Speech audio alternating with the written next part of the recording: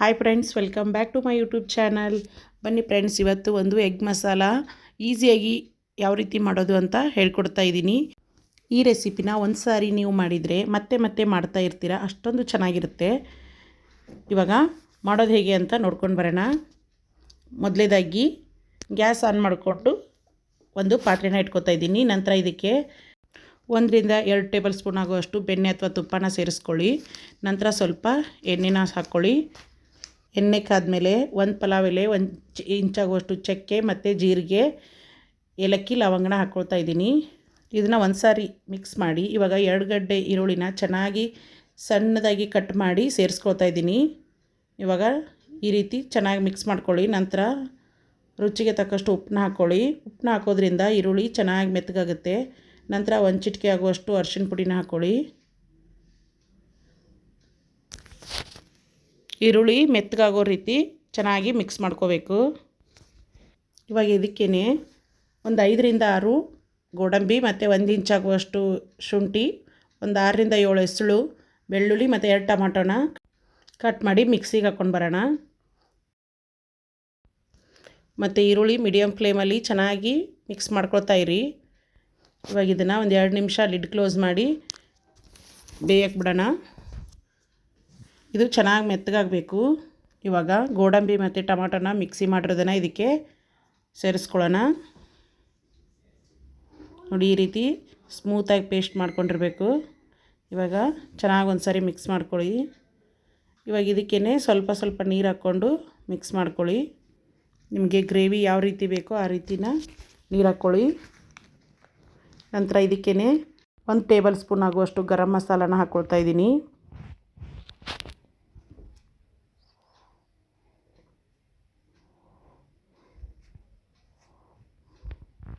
ನಂತರ 1-2 table spoon ಆಗುವಷ್ಟು ಖಾರದ ಪುಡಿನ ಸೇರಿಸ್ಕೊಳ್ತಾ ಇದ್ದೀನಿ. ನಿಮಗೆ ಖಾರಕ್ಕೆ ಅನುಗುಣವಾಗಿ ಖಾರದ ಪುಡಿನ ಸೇರಿಸ್ಕೊಳ್ಳಿ.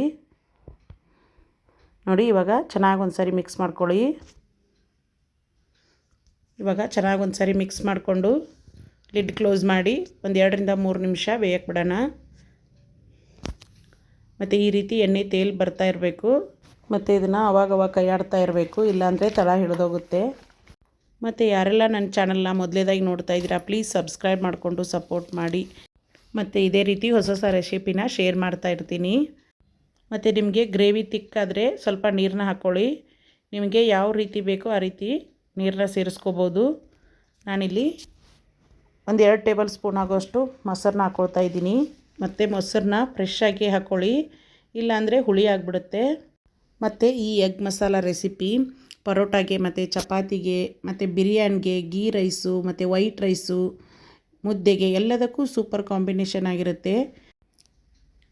ಅಷ್ಟೇ ಸಿಂಪಲ್ ರೆಸಿಪಿ, ಯಾರು ಬೇಕಾದರೂ ಟ್ರೈ ಮಾಡ್ಬೋದು. ಖಂಡಿತ ಇವತ್ತಿನ ರೆಸಿಪಿ ಇಷ್ಟ ಆದರೆ ಲೈಕ್ ಮಾಡಿ, ಹೊಸದಾಗಿ ನೋಡೋರು ಸಬ್ಸ್ಕ್ರೈಬ್ ಮಾಡಿಕೊಂಡು ಸಪೋರ್ಟ್ ಮಾಡಿ.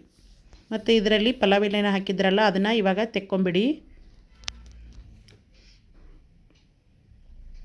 ಮೊಟ್ಟೆ ಹಾಕಿದಾಗ ಚೆನ್ನಾಗಿರಲ್ಲ, ಅದಕ್ಕೋಸ್ಕರ ಪಲಾವ್ ಎಲೆನ ತೆಗೆದುಬಿಡಿ.